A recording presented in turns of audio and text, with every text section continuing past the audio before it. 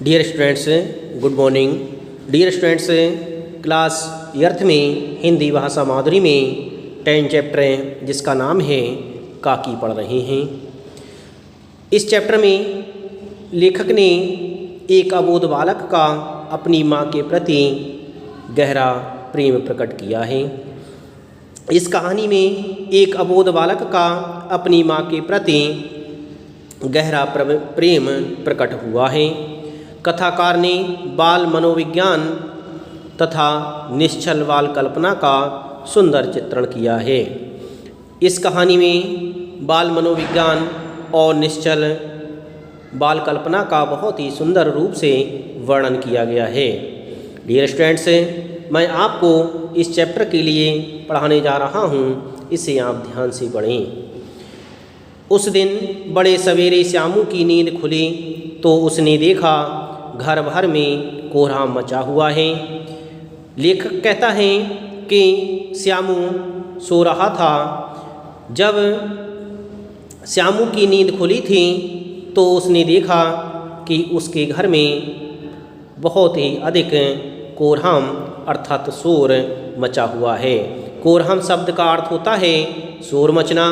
उसके घर में शोर मचा हुआ है। उसकी माँ नीचे से ऊपर तक एक कपड़ा ओढ़े हुए कंबल पर भूमि शयन कर रही है।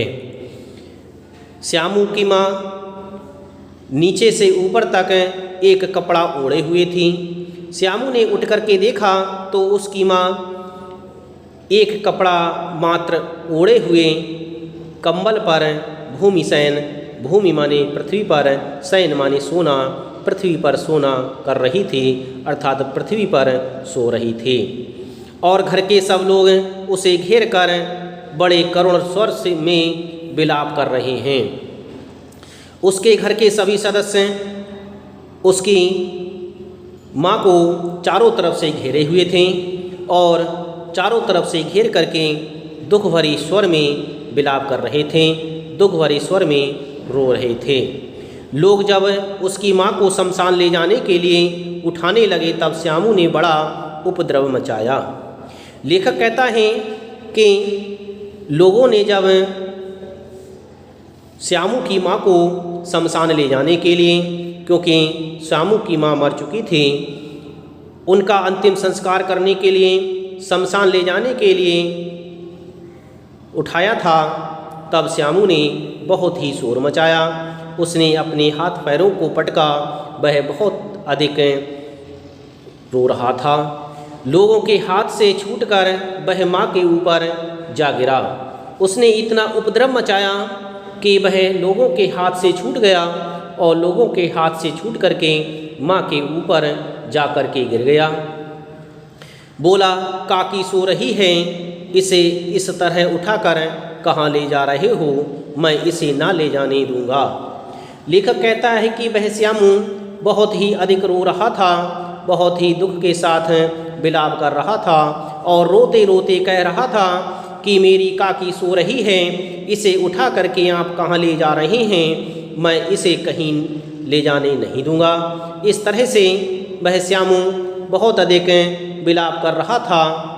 लोगों ने बड़ी कठिनता से उसे हटाया। लोगों ने बहुत ही कठिनता से श्यामू को काकी के ऊपर से हटाया। काकी के अग्नि संस्कार में भी वह ना जा सका। काकी के अग्नि संस्कार में भी उसे नहीं ले जाया गया। अग्नि संस्कार कहते हैं अंतिम संस्कार, जब शरीर को अग्नि के हवाले कर दिया जाता है तो उसे अग्नि संस्कार या अंतिम संस्कार कहा जाता है। काकी के अग्नि संस्कार में भी श्यामू को नहीं ले जाया गया। एक दासी राम राम करके उसे घर पर ही संभाले रही। एक दासी ने किसी तरह से श्यामू को घर पर ही संभाला और श्यामू घर पर ही रहा, उसे शमशान में नहीं ले जाया गया। यद्यपि बुद्धिमान गुरुजनों ने उसे विश्वास दिलाया कि उसकी काकी उसके मामा के यहाँ गई है। कुछ विद्वान गुरुजनों ने, कुछ गुरु लोगों ने, बड़े लोगों ने उसे समझाया कि उसकी काकी कहीं नहीं गई है, उसकी काकी उसके मामा के घर गई हुई है। परंतु यह बात उससे छिपी ना रह सकी कि काकी और कहीं नहीं ऊपर राम के यहाँ गई है। लेखक कहता है कि लोगों ने उसे बहुत समझाया कि तुम्हारी काकी कहीं नहीं गई, कोई उसे नहीं ले गया, वह अपनी मामा के यहाँ गई हुई है। लेकिन उसकी बात को किसी ने नहीं माना। उसकी बात श्यामू ने नहीं सुनी।